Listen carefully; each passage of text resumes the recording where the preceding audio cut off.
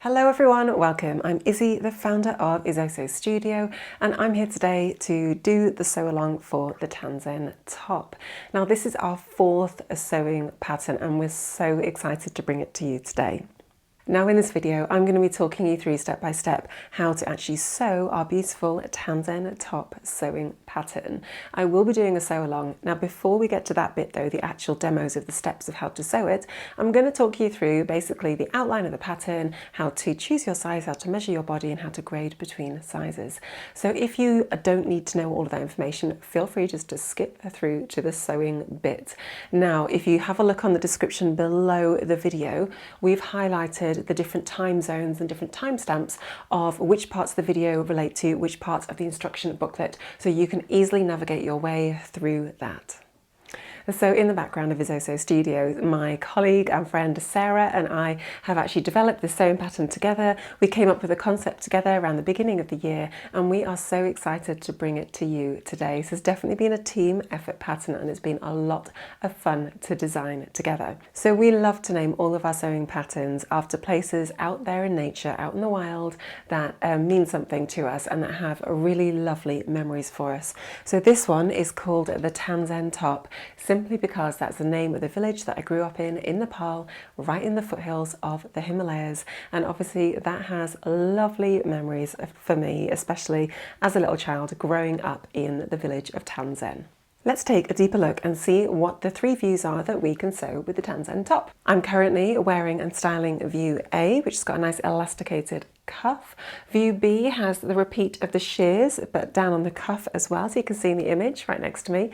And this is view C with a shortened 3/4 length bracelet sleeve length, and it's just nice and wide, just like that. It's gorgeous. Let's take a look at the models who very kindly wore the different styles at the top for our photo shoot. So here we've got a lovely version of view A and another couple of shots of view B, and you can really see the difference between the two. The sleeves and the cuffs are really looking nice and different, and then view C, again, we've got lots more structure to the top.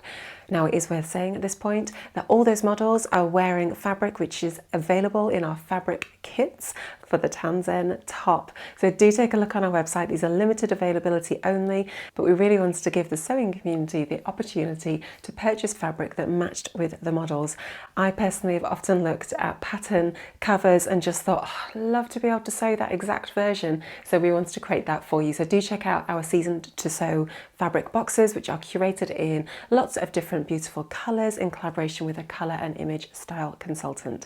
Do take a look on our website for more details. We really value size inclusivity with our sewing patterns, so our patterns are always available in a size UK 6 to UK 34, and within that really lovely wide range of pattern sizing, we also have not one but two pattern cup sizes.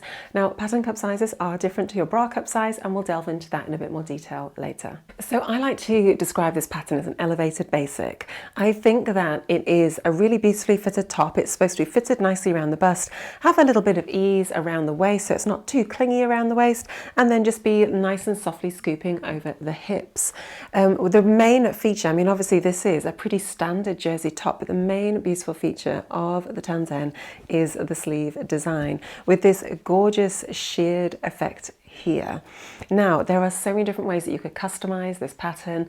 You could change the ribbing on the top, you could change to a contrasting color, and what I also love is that you could block color the sleeves as well, so you could do two different colors there. You could also look at changing the neckline because the pattern also extends to their hips. You could extend it into a dress. Like the opportunities are limitless. There's loads of fun that you could play around with on this pattern. Now when it comes to fabric choice, we recommend that you sew this pattern with fabric that has 30% stretch sort of crossways or 40% stretch widthways. Now that just allows for the top just to fit really nicely around the bust and to fit properly. If there's less stretch than that, you may still get into it, but you may just find it's a little bit tighter on you. And if there's more stretch than that, again, you will definitely fit into the pattern, but you may need to down the size slightly to fit you. It's also worth noting that when we had the pattern tested numerous times by our testers, the feedback was that if you chose a lighter weight fabric, so this is a viscose jersey, You may also want to consider downsizing slightly because the light weight of the fabric means that it just drapes and hangs on your body slightly differently to something with a bit more structure like this cotton jersey. So do take that into consideration. I would always recommend cutting out your size first in the pattern, and then you can always just bring in the side seams if you want it to be a little bit smaller. In terms of sewing with jersey fabric, I would recommend that you use ballpoint needles in your sewing machine. This just helps prevent snagging. You have two options with thread. You can either buy a standard thread, you know, something like this one here, which is just a normal thread, or you can choose to buy the Gutermann Mariflex thread, which is the one with the yellow spool on it like this. And the Mariflex thread has a little bit of stretch to it. In our sewing kits that we do provide the Mariflex, and with the Mariflex you can sew using a straight stitch on your sewing machine. However, if you have chosen to use a standard thread, no problem with that at all. Just make sure that you change your setting on your sewing machine to be a lightning bolt stitch or a fine zigzag stitch, and that will allow the fabric to stretch despite being sewn together. Now, the other option I know a lot of you guys love to do with jersey is just to sew your garment immediately on the overlocker. So if you prefer to do this, that's absolutely fine. Just make sure that you are sewing the inner line of stitches on your overlocker at 1.5 centimeters from the raw edge, so that you're going to get a nice accurate fit and that you're effectively sewing the seam allowance of 1.5 centimeters. Let's take a look at how to measure your body and pick the right pattern size. This pattern requires 4 body measurements. The very first one is our high bust measurement, which sits right underneath our armpits, across the top of our bust, and in a nice straight line all the way around. Make sure you can fit 2 fingers between the tape measure and your body and take that measurement. The next one is our full bust, which is just a little bit lower, and it's around the full widest extent of our bust, and it should be straight all the way around. 2 fingers in between the tape measure and your body, and a big breath in and out again, and just make sure it's sitting there nicely. Do take these measurements in front of a mirror so you can check that the tape measure is nice and smooth across the back. Our waist is where the break between our ribs and our hips is located. So bend slightly towards one side and you'll feel there's a little kink there. Check on the other side, and that is where your waist is. Grab your tape measure, pop it around, make sure it's nice and straight. Big breath in, hand out, and just make sure you can fit your 2 fingers between your waist and the tape measure. And finally, we're going to do the hips. So if you're wearing jeans like I am, or trousers, usually our hips are exactly at the bottom or around the bottom of our zip fly on our jeans. But if you're not wearing a pair of jeans, that's not a problem. You basically just want to get it to the widest part of your hips below your waist and down to the floor. So for everyone, it's going to be in a slightly different location. For me, I'm just going to measure it and wiggle, keeping the tape measure at the same measurement. I'm just going to wiggle it up and down my body until I find the widest section, and then just take that measurement there. Again, make sure it's nice and straight. Now, one final point is to note the pattern is generally designed for someone who is 5'6". So if you're significantly taller than that or shorter than that, then you may well want to just double check the body measurements and lengthen or shorten the pattern pieces accordingly. Okay, now that we've got our body measurements, let's take a good look at the size chart in the instruction booklet and decide which size we need to cut. The first thing I'd recommend is to look on page 9 where it says choosing a pattern size. At this point, you want to take your high bust measurement, which we've just measured, and write it in the box where it says high bust. Then take your bust measurement and minus your high bust measurement from your bust and write the difference in this next box here. If the difference is between 0 to 8 centimeters between your high bust and your full bust, you are going to be cutting a size B bust.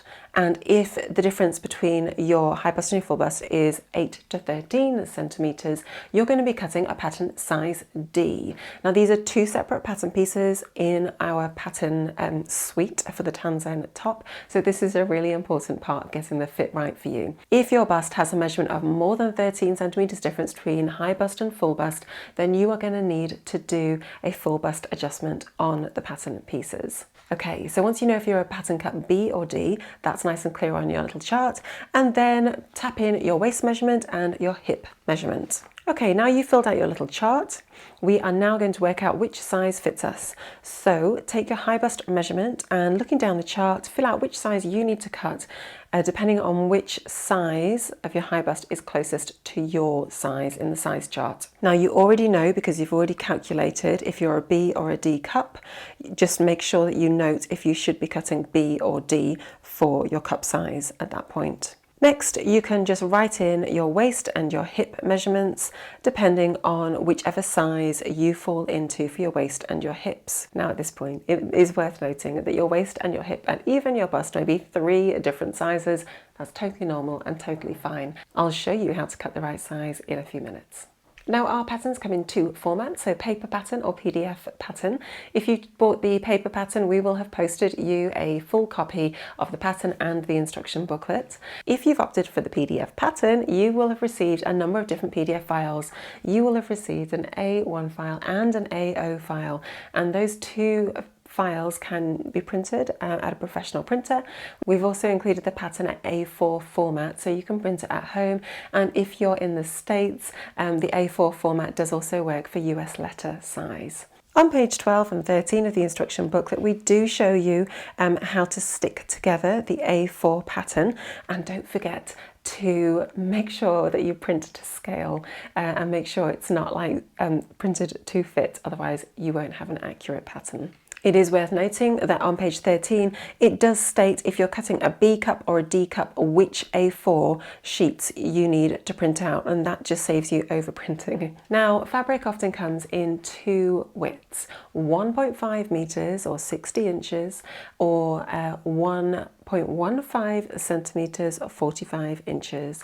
Generally, I seem to be seeing a lot of jersey fabric is at 1.5 meters or 60 inches wide. However, the amount of fabric that you are going to need for the pattern will depend on the width of the fabric that you buy. So do take a look at the size chart once you've worked out your size, and then work out how much fabric you're going to need to cut out your pattern based on your largest pattern size. In the booklet on page 14, we've also got some lovely little cutting out layouts that recommend how your pattern pieces could be laid out on the fabric. And these are split into recommendations for 1.15 meter wide and 1.5 meter wide fabric, and also split into 2 different sizes. So if you're above a size 26, you're going to need more fabric than if you're a UK size 24 or below. On page 15, you're going to see a pattern ID page. Now this just clearly marks out the 6 different pattern pieces that we've got. You will need to cut out all of these pattern pieces. The only one that's optional is F, which is the neck binding. With pattern piece C, just make sure that you're cutting the right view for your sleeve. So pattern piece C is relevant for all views, but obviously for view C, you're going to need to cut it a little bit higher. And of course, the other thing to note when you're cutting out your pattern pieces is front bodice piece E will either be cut out in your B cup or your D cup. So you're going to see 2 pattern pieces when you look at the pattern pieces when you print them off. And one will be for a B cup and one will be for a D cup. And they're both labelled pattern piece E. So just cut one of those. Okay, there we go. Let's get straight on into it. Okay, let's take a look at grading between sizes to start off with. So here on the screen in front of us, we've got pattern piece D, which is the back. Now, down here, it says where the hip notch is. This is the waist notch, and this one is actually the bust notch. Depending on your size, the best thing to do is to sort of circle on your hip notch or write down what size you want to cut. So for me, I'm going to assume that for my hip, I'm going to be grading to a 20. So this is this line here where it says 20. That's where I want to be for my hip. I'm going to assume that I'm grading in to an 18, which is the next line in for my waist. So I want to be that notch there.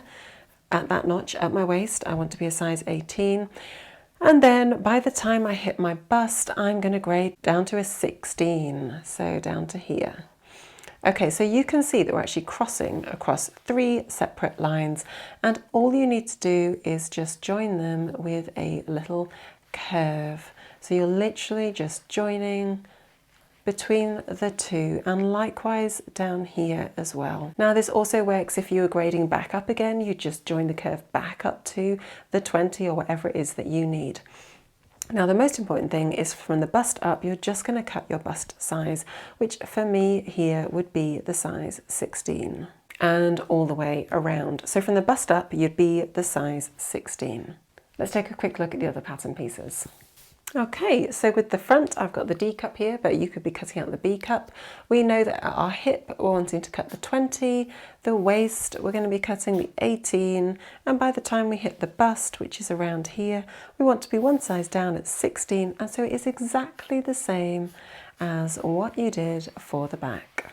So just dot that in, and there you go, and up and around 16 for the remainder of the pattern piece. Now the binding is going to be on the neck, so whatever you've cut for the bust, the binding is going to be cut to the same size. So in this example, it would be a size 16, the same as from our bust up, because anything from the bust up will be that one size. Okay, and then for the sleeve pattern piece, again cutting the bust size, so in that example it would just be a straight 16. And then also for this sleeve pattern piece, the bottom, it would be the bust size again, so 16. And the neckband again would be bust size, so for me in this example, a size 16. So that's how you grade between the sizes, and that just ensures that the pattern is going to fit you exactly as per your body measurements. Very rarely are people just one pattern size, so it's really nice to be able to grade between sizes and see how that's done. Now the only other thing that you might want to do is take a view on how long your arms are and how long your torso is, and just check that against the pattern. If you know that your arms are longer or your torso is longer than the standard sort of body measurement, so say if you're significantly taller than 5'6", which is what the pattern is drafted for, you may want to lengthen your pattern pieces.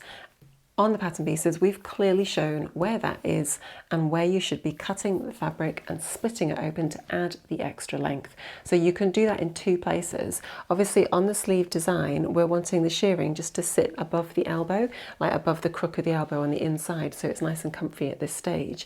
So you may want to lengthen or shorten this part, or you may actually want to lengthen and shorten the bottom part down here to give it more or less volume, depending on where it's actually sitting on your cuff. So for this one, you will then be making the alterations here and lengthening and shortening it here. And of course for our body pattern pieces, we've written a little note here that you can lengthen or shorten the pattern piece here. If you do need to make a full bust adjustment, we've clearly annotated the approximate location of the apex, so then you can work out how to do your FBA that way. Okay, great. Now we've done that, let's look at the supplies that we need for sewing our pattern. Okay, so as well as your fabric, you are going to need the following little bits and bobs. You're going to need some nice elastic for the cuffs if you're doing this view, and along with that some safety pins so you can pull the elastic through your casing. You're also going to need for all views some shearing thread, so this is like elasticated, and you can find it like all fabric shops should have this, or it's really easy to source online as well. And then I've got some Mariflex thread I'm choosing to sew this one with, and that's the Gutermann slightly stretchy. It's got a bit of give, so I'm going to be using that as well, but obviously you can use standard thread if you want to.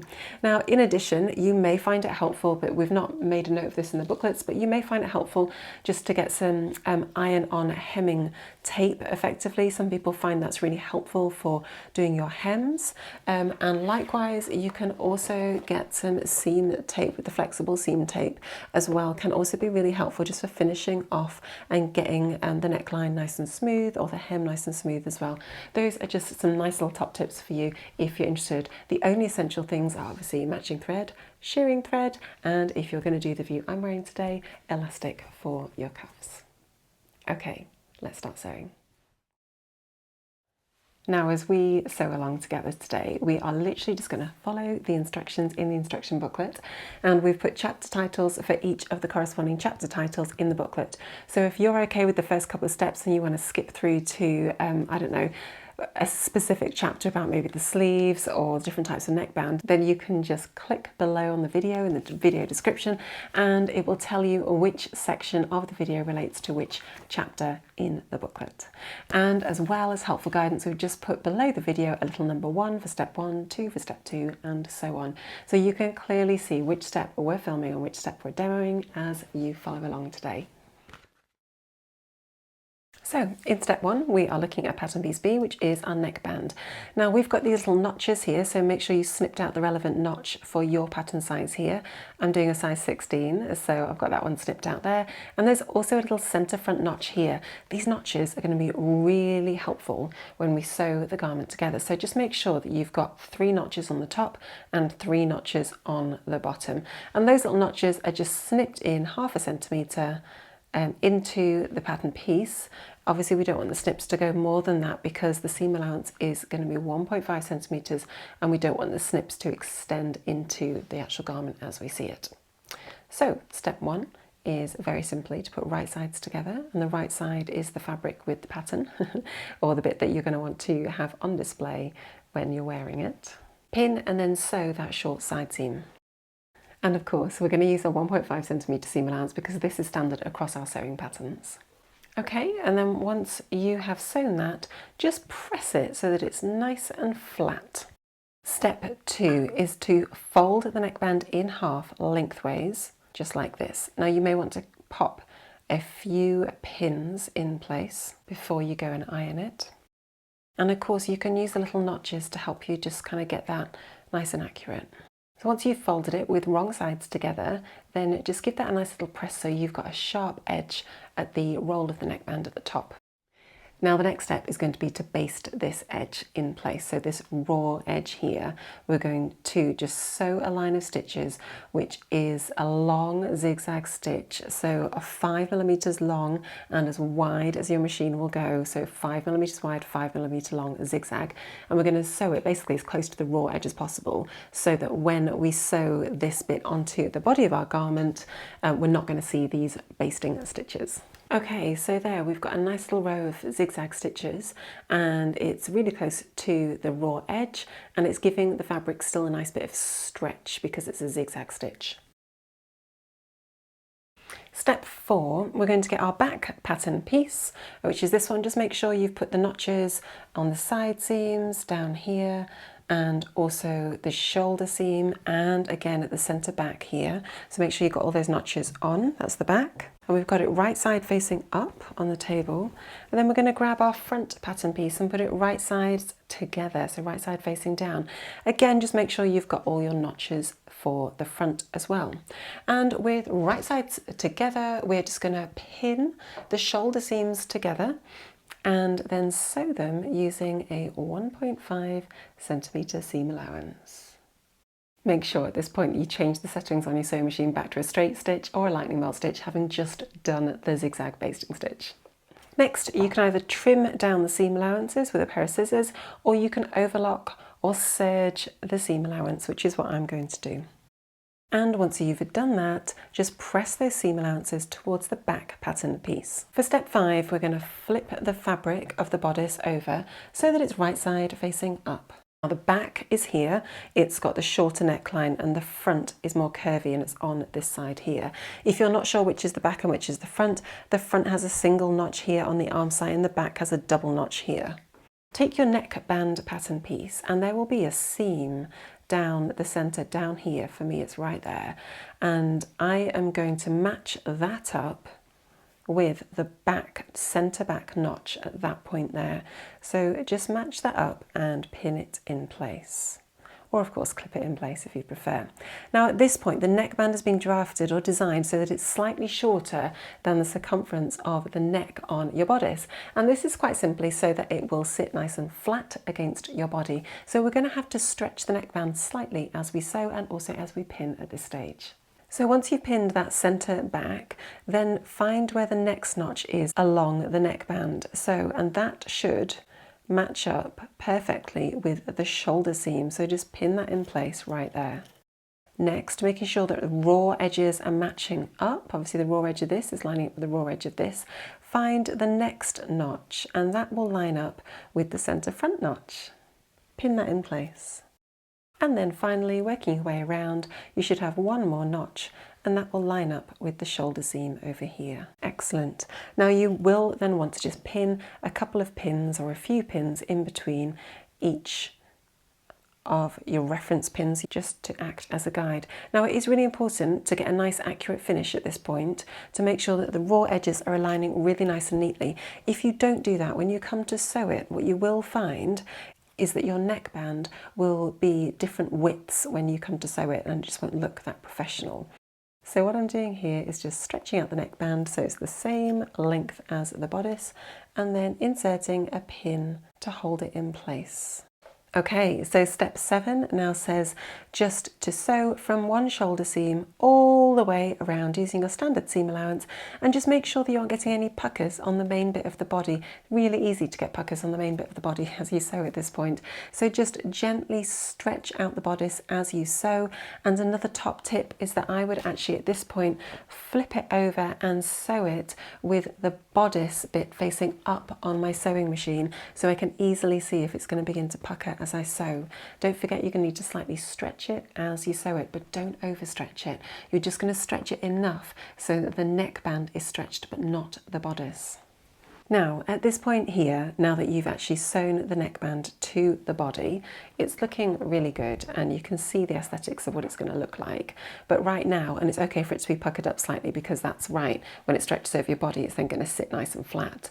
What we need to do now though is decide how we're going to finish this raw edge of the fabric here, because it doesn't look very good, and also it's kind of sticking in. It wants to shrink in rather than being pushed out. For step 8, we've overlocked the neckline now like this, and the next step, step 9, would be to flip the garment over, grab your twin needles, or just sew a single line of stitches just on the bodice, which would then catch the seam allowance that you've just finished. So the stitch line would be on the bodice here, and it would just be to the right or just under the seam allowance that you can see running here between the neckband and the bodice. So it would just run here, and what that would do would be that it would capture the seam allowance here and make sure it just sits nice and flush onto the bodice. So that would be how you would finish option A for the neckband. For option B for the neckband, for a slightly more professional finish, I will give you a full demo for that. So step 10 says again just to finish off the neckband or to trim it down to 5mm, which we've done here with an overlocker. Okay, for step 11 you're going to need your binding. Don't forget to do a little notch up here, which is going to really help you. And what we're going to do is to place the binding. Basically we're going to sew it all the way along the neckline, but we need the wrong side of the fabric facing up on the screen, and don't forget that you've pushed these seam allowances both towards the back, so they're lying flat towards the back. Next, take your binding, and what we want to do is it feels a little bit wrong, a little bit wrong way around, but we want to put the right side of the binding down onto the top of the seam allowance, and this is literally just the top of the seam allowance, and we're just going to pin the binding to the 5mm seam. It's not going to be pinned to the body, just to the seam allowance. Continue to pin along the rest of the shoulder seam, lining up the raw edge as you go. Okay, and when you hit this junction here with the neckband and also this shoulder seam allowance, we basically just want to kind of pin around that and then continue pinning around the rest of the neck seam. It's quite intricate pinning, but it is really worth it in the end because the finish is absolutely gorgeous. Okay, so then just continue pinning all the way around. Just make sure that you're not stretching the binding significantly. Okay, there we go. So we've pinned the whole of the binding just to the seam allowance all the way around the neckline and the shoulder seam. I do have a little bit of excess here. I'm not too bothered about that. We can just snip it off at the end if we need to.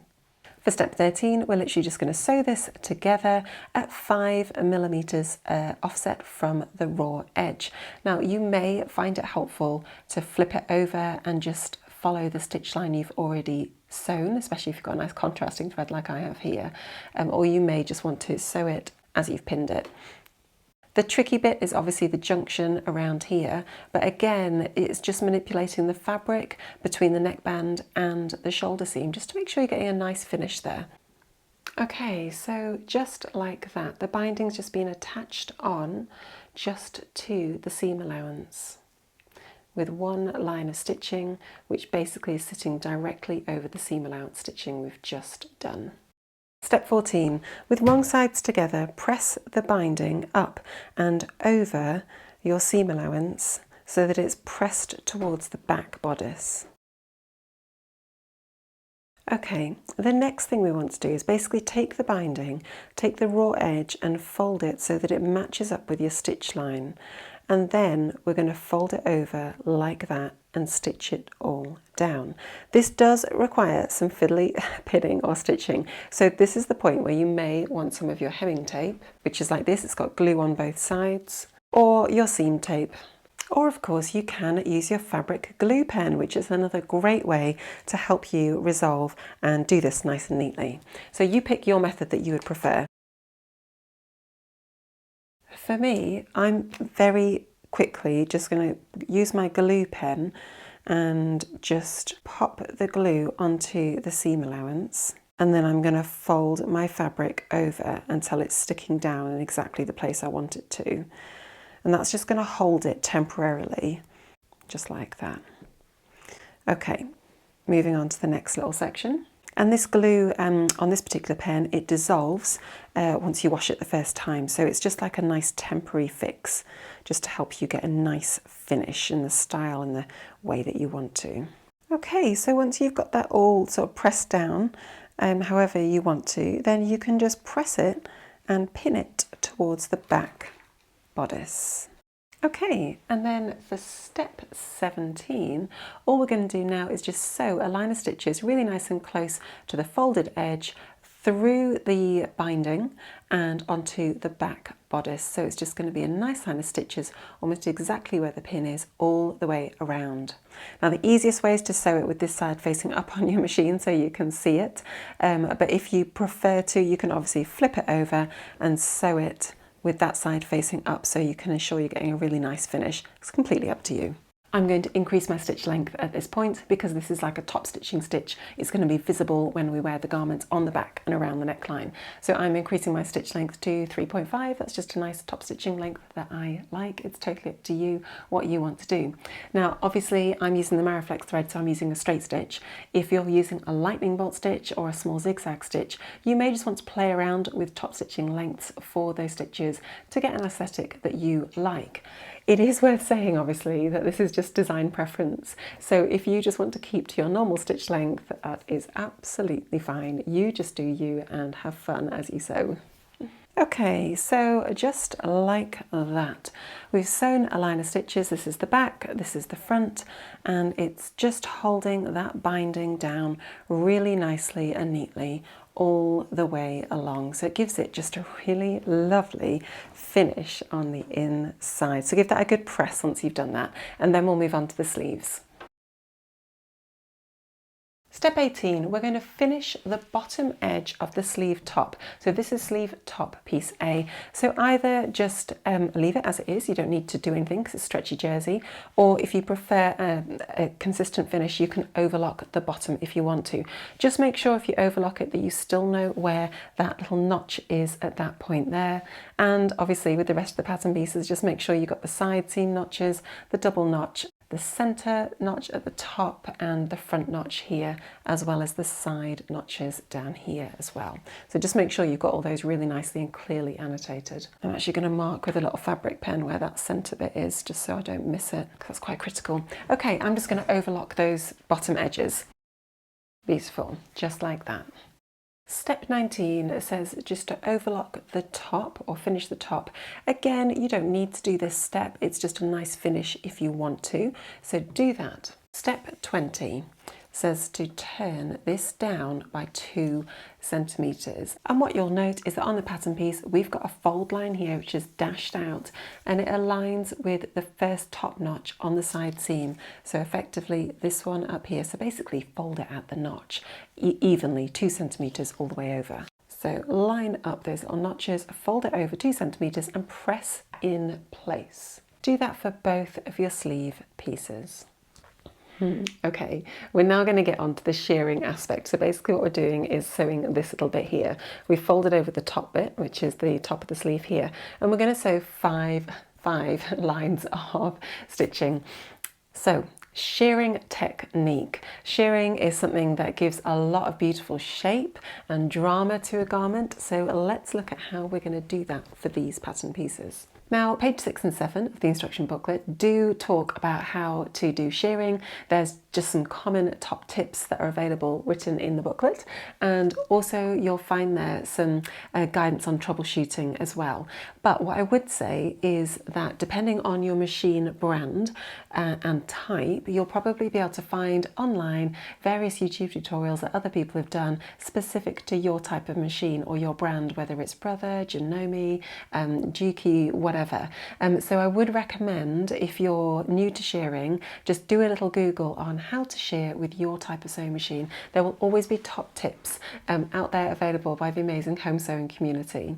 And of course, if you're really struggling, don't forget you can always go and visit your local sewing machine dealer, and I'm sure they'd be happy to help you.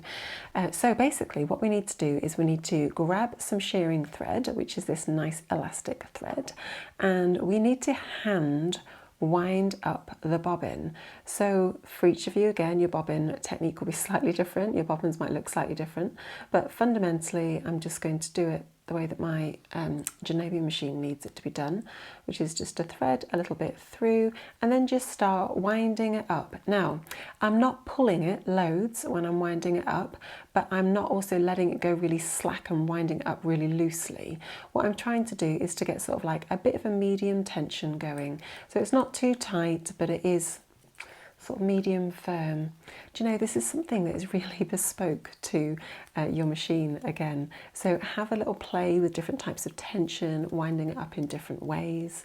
It really is something that you need to just have a little play with and explore. And I would thoroughly recommend just giving this a go on some scrap fabric first. And don't worry if the first line of stitching doesn't shear loads and doesn't gather loads to start off with. Sometimes it takes a couple of lines for the fabric to really gather in place. Excellent. Once you've wound it up, just leave a nice long tail of thread. Okay, great. We're fundamentally now going to put our bobbin into our machine in the same way we would normally. Now, this can be one of the common issues, is that people actually don't know how the bobbin goes into their machine. That sounds really stupid, but it's not. This used to really floor me when I first started shearing. The first couple of times I sheared, my problem with my machine was that although the machine worked fine and it was a different brand to this one, it wasn't, when I put the bobbin in, it wasn't taking up correctly in the machine. So the thread wasn't automatically installing correctly, because a lot of our machines we have nowadays are very sort of automated and computerized, so they sort of do things automatically. But what you need to understand, and take a look with a normal bobbin first before you put your elastic one in, is just check you understand where the thread is going in the bobbin holder. Once you put the bobbin in and you turn the needle down on the machine and you bring up the bobbin thread through your machine up to the top plate, just have a little look and see how that process is happening. Even video it or take a picture of it. And then when you install this one, make sure that this bit of the thread, the tail of thread, is engaging in the machine bobbin case in exactly the same way your normal thread would be. Now, what I have found in the past is that it just doesn't engage correctly. So you almost need to manually sort of move it into place and check that it's doing the right thing. So for me, I'm going to put mine in, and I'm just going to hook it round in the way that it recommends for the machine. And then rather than like just sewing straight away like I would normally, I'm actually going to hand crank the machine and just do one stitch, and then make sure that as I'm pulling up the bottom thread, it's engaging properly. I can see that it's not done it properly first time. So I'm going to take that out and I'm just going to pop it in again.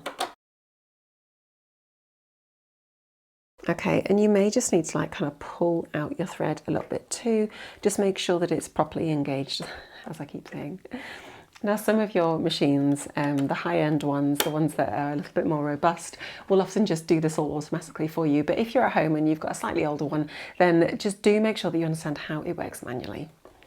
Great, let's get on to our shearing now. Now, if we take a look at our pattern piece, we can see we've got 5 lines of shearing, and if you do your little notches on the side seam, then that's going to make it really helpful to act as a guide for when you're shearing. And what you'll notice is that each line of shearing is 1.5 centimetres offset from each other. So that's a nice little thing just to note as you're sewing. Okay, on your sewing machine, the settings on your machine, just remember high and high. That's how I always remember shearing. So you want a high stitch length, or the highest stitch length that you can get, and you also want high tension on your sewing machine. Again, different sewing machines might prefer different settings. Have a play on a scrap piece of fabric, ideally an offcut from the fabric you're actually going to be sewing with. Okay, so when we shear, we are going to shear with the right side of the fabric facing up on the machine, so we're getting our nice stitches on the top of the garment, and the elastic will then be on the underside.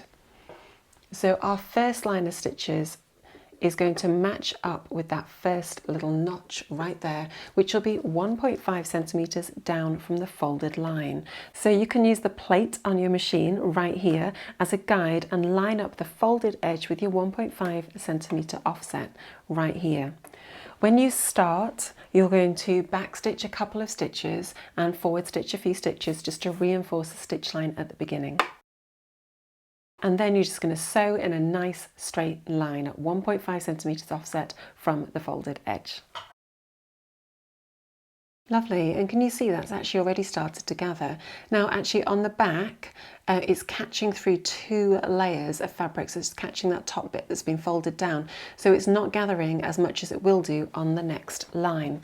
Now, when I do this, in order to save a bit of energy and time, what I tend to do when I get to the side seam is leave the needle down, twist the fabric so that, and rotate it so it's 90 degrees, and then sew 1.5 centimetres down until I hit the next notch. Lift up my foot, rotate the fabric round by 90 degrees, and then I'm all set and ready to start sewing straight down and back to where I started from, but a 1.5 centimetres offset from my first line of stitching. And then when you hit the other end, just repeat that whole process, so you've got 5 lines of shearing. Excellent, so it's going to look something like that. Nice and stretchy. It should reduce by about 50% the width of the fabric, and on the underside you've got those 5 lovely lines. Brilliant. Once you've done that for one sleeve, repeat that whole process for the other sleeve. Brilliant. Okay, so now we've done both of those 2 sets. You can just tidy up the inside if you've had to stop and start again like I have down here. Just tie those little bits of shearing thread so they're nice and neat and all put away really nicely. And then the next step would be step 22, and this is obviously dependent on if you're going to be doing view B with the sheared cuff, then you're going to use your little notch markings here to repeat the whole process you've done up there, but literally we're just going to sew them parallel along here. So 5 lines of shearing down at the bottom if you're doing step 22, which is view B, and it's only relevant for view B. For this view, what I'm actually going to be doing is I'm going to do view A, and I'm going to add a casing onto the bottom instead. Okay, great, let's move on to sewing the sleeves. So we're going to sew the top to the bottom. Okay, so step 23, grab one of your sleeve top pieces. Next, take one of your sleeve pattern piece C, the sleeve bottom, and basically what we're going to try and do is we're going to overlap this onto the top. Now, can you see there's this little notch right here on the side? That's 3 centimetres above the finished edge here, and that notch on both sides represents where we want the top of the folded edge of this piece to sit. So very simply match it up like that and just pin in place right there. Next, do the same on the other side, and it's okay if it's bringing it in slightly, and if the sheared section is a little bit shorter or even a little bit longer than the top of your sleeve head, that's okay, because like shearing, it's going to ping out, so it's okay. Okay, and then what we're going to do is just continue pinning the rest of the top in place. Now you should have, I don't know if it's still there, it might not be, you should have a little center notch. So mine is right there and it should line up with the center notch on this piece here. So you can line and pin those pieces up next, just as a little guide really, that's all it is. So just pin that in place. And then if you need to then, so for me, it's a little bit, I need to just stretch out this top of the, I just need to stretch it out slightly to get it nice and even. Just continue to pin. Now I tend to just get a couple of pins in place or a few pins in place. And then at that point, I do tend to just flip it over. I find this a bit more helpful. So what we're trying to achieve here is that the finished edge of the top should basically be aligning with the second row of shearing stitches. So you can almost like just pop a couple of pins on from the underside if you want to, and just make sure that it's overlapping enough so that the finished edge is hitting that second line of shearing. Okay, now that's all well and good, but actually we really want it to have pinned it from the right side. So this is all well and good because it's giving us a nice little guide, but really, as I said, we want to be pinning it on the right side so we can see the pins when we sew the next step. So if you've pinned it on the underside, I would then just repeat your pins on the top, just so that you've got enough pins on the top holding it exactly in place where you want it. Excellent, and then I'm going to flip it back over again and just remove those guidance pins from the back. The reason I'm doing that is because I don't want to sew over them on my sewing machine because it can damage the inside of my sewing machine. I like to take my pins out as I sew. Step 25 then says to zigzag stitch along that top row of shearing. So we're going to sew the bottom to the top with a nice zigzag stitch all the way along. Zigzag stitch is going to be 1.5 centimeters from the folded edge of the bottom piece, okay, so that from that folded edge right there, and it should overlap over that stitch line right there. We're using a zigzag stitch because it is a stretch stitch. Obviously if you're using Mariflex thread then you could just sew a straight stitch, but again I'm going to do a little zigzag stitch just to tie in with what we're recommending here. Now we recommend a reasonably wide and long stitch, so 4mm by 4mm or 4x4 zigzag width and stretch. Don't forget obviously to replace your shearing thread bobbin with your standard thread bobbin at this point, and of course change your settings on your machine from high just down to your normal machine settings. Okay, so now our two pieces are sewn together. You can see we've just done a nice little zigzag stitch right there, and on the other side we've got the top nicely attached to the bottom with a lovely stretchy zigzag stitch. And that really is all it is. Repeat that whole process for the other sleeve. Moving on now to attach the sleeve that we've just sewn up to the bodice. So on the screen in front of me here, I've got my bodice. This is the front with a single notch, shoulder seam, and then back with the double notch down here. Grab your corresponding sleeve, and what you're going to want to do is to check that the double notch here is going to tie in with the double notch on the back, and the single notch here will tie in with the single notch on the front. So if you haven't quite got these the right way around, that is going to be a check, so switch out the sleeve for the other one if you need to. So step 26 says to get your top shoulder seam notch and line it up with the seam allowance here.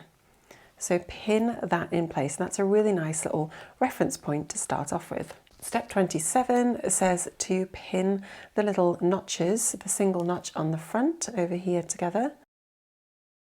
And this is all with right sides together, of course. And then grab your sleeve and kind of move it over to the back so that the double notch is going to line up and you can pin it there. Just having notches is so helpful as a little guide, isn't it? Okay, great. Now we're going to just gently stretch out the sleeve head so that it matches the length of the arm side of the bodice. And then just with that slightly stretched, I'm just going to pin it in place, making sure the raw edges are matching up.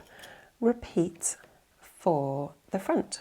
Now we're expecting it to stretch here because it's accommodating the curve over our shoulder. So don't forget that our pattern pieces are flat and our body is round. So it does need to have that flexibility and to have a little bit of excess where we're going to ease the shoulder into the bodice. And once you've pinned in between the notches, then you can just continue. You might have to shift the sleeve back a little bit, shift the sleeve along a little bit. You can then pin the side seams together. And once you've done that, just pin that remaining section together too, between the side seam and the notch. And then obviously just repeat for the other side seam over here and just pin that in place.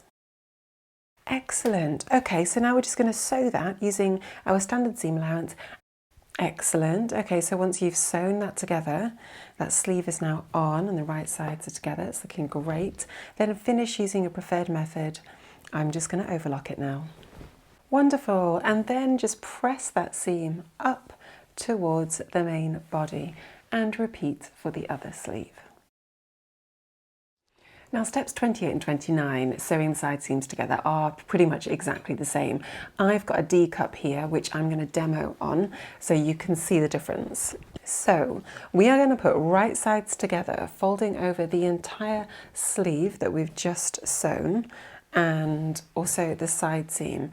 What I would recommend, it's nice and big this, isn't it? What I would recommend is that you start by pinning the hem.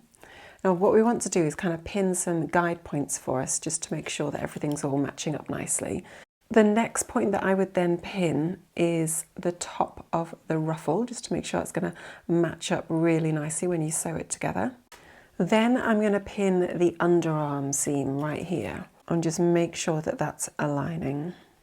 Okay, next we've got a little notch just underneath the arm and we're just going to pop a little pin in there. The next one, for the sake of this demo that I'm going to do, is I'm going to do the hem down here and line up with that little hip notch there. And then we've got the waist notch, which is the next one up here. So just pin that together. The next one we're going to match up is the next notch up, which is the under bust one right there. So now we've got the hem, the waist, and this third one here. Now here we've got a little bit of excess, and basically that's allowing for the extra volume we need to cover over our full bust for the D cup. So don't worry about that, it's absolutely fine. But what we are going to do is just stretch between those two notches up at the top up there, and we're just going to pin the center of that. If you want to, you can add a few more pins in, but you'll probably realize when you're sewing that that's the bit that you need to stretch out as you sew.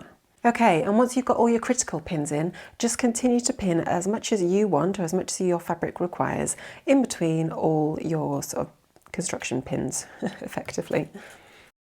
Okay, and once that's done, just sew using your standard seam allowance and finish using your preferred method. And then repeat for the other side. Now, there are 3 different sleeve options, and the 3 different sleeve options do all require slightly different hemming techniques. So let's look at those 3 different techniques next. My final version is going to be view A, which is the elasticated cuff like this one, but I will explain to you how to do the other versions too. Let's start off with view A. Now, in order to reduce the bulk of the sleeve, what we've suggested is that you can finish off the sleeve edge. You can use an overlocker, or you can just leave it as it is if you want to. It's your decision. Step 31 says with the wrong sides together, just fold this sleeve hem under by 20mm or 2 centimeters and pin in place as shown here. Step 32 says to basically top stitch the casing down all the way round, but just leaving a 3 centimeter gap in which to feed your elastic through the casing. So I'm just going to put like a little double pin at one end at about 3 centimeters apart. I'm going to start sewing here. I'm going to sew all the way around and stop when I get there so that I remember to leave a nice little gap. Now I'm basically going to follow my inner line of my overlocker stitch, and that's about, well, we've said about 17 millimeters, 1.7 centimeters from the folded edge is where you want to sew. Basically you want to leave a casing that's just a bit bigger than 1 centimeter in order to fit your elastic to be able to go through the casing once you've sewn it together. Step 33, so I've got my elastic here, it's 1 centimeter wide, and I'm just literally going to wrap it around my wrist, and I'm going to overlap it by 1.5 centimeters and just mark the cut point and snip it at that point. Make sure that you've cut 2 lengths of elastic the same length, so you've got one for each sleeve. Okay, this is where our this is where our safety pins come into action. So put 1 safety pin through the end of one end of the elastic. Okay, and then take your other safety pin, pop it through the end of the elastic, but leave it open, and just attach it into the casing. Doesn't have to go all the way through, it doesn't really matter, to be honest. And then just thread the other end of the elastic through your casing all the way around. It should go through really easily because our casing is quite generous in size. Now you are gathering a lot of fabric at this point, so don't worry if it gets a little bit bunched up. It's supposed to be like that, isn't it? Great, when you get to the other end, just pull out the elastic so you've got enough that's kind of sticking out the end to be able to play around with it in a minute, and then just unhook the other end from the fabric and pull it out so you've got enough to overlap the ends of both of the pieces of elastic.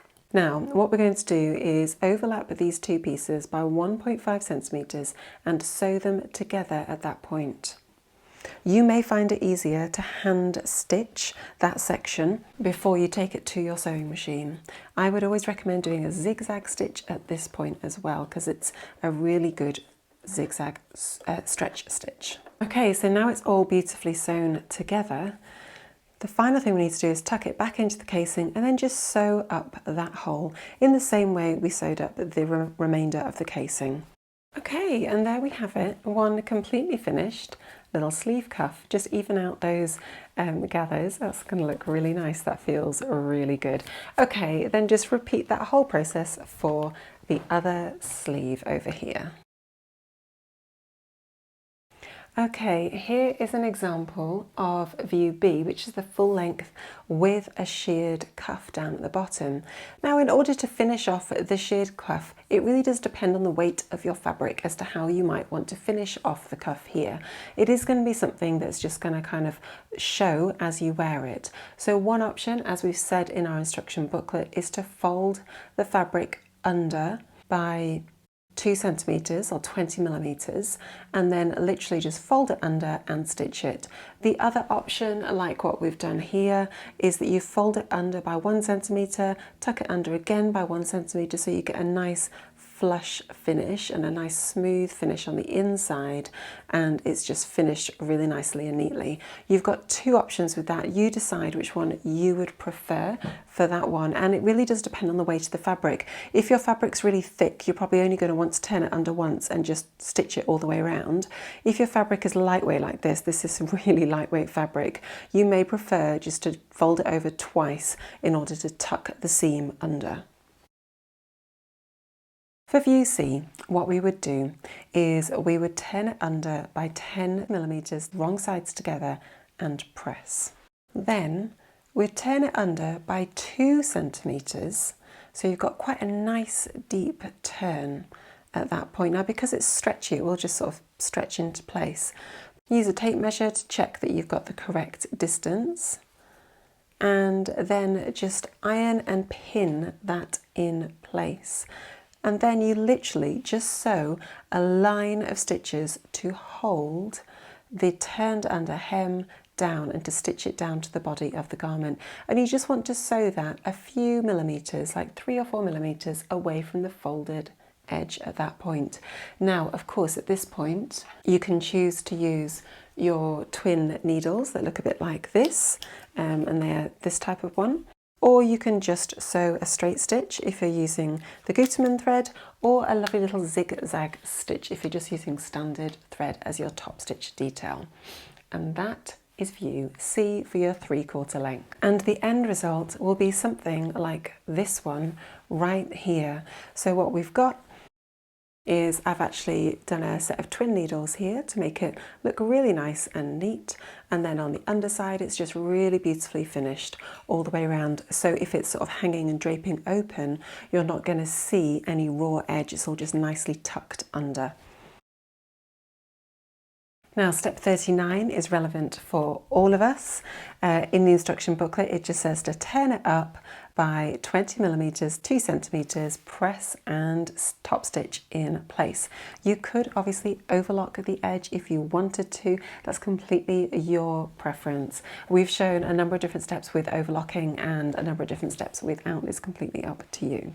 So for me, I am literally just going to turn it up by 20 millimeters, 2 centimeters. Lovely. Once you have pinned it in place, we're then just going to top stitch it just shy of the raw edge. So I think about 17 millimeters away from the folded edge. Top stitch it all the way around, and then you are done. Okay, so it's been finished just like that, and it's got a nice line of top stitching like that. Thank you so much for joining me today as we film this sew along for the Tansen top. I hope you found that really helpful. Don't forget that obviously we've got sew alongs for all of our other 3 patterns, the Dovestone, the Rydal and the Rivlin dress. So do take a look at those, and please don't forget to tag us if you've made your Tansen top with a hashtag Tansen top on social media. We absolutely love to see your creations at home. It's so fun for me as a designer to see what you guys are creating out there in the wild and how you're choosing to style it. On that note, we have also filmed a styling video with Adele. So if you just want some top little tips on how to style your beautiful new Tansen top, do take a look at that. Thanks for joining me today. I've been Izzy at Izzy Studio, and happy sewing everyone.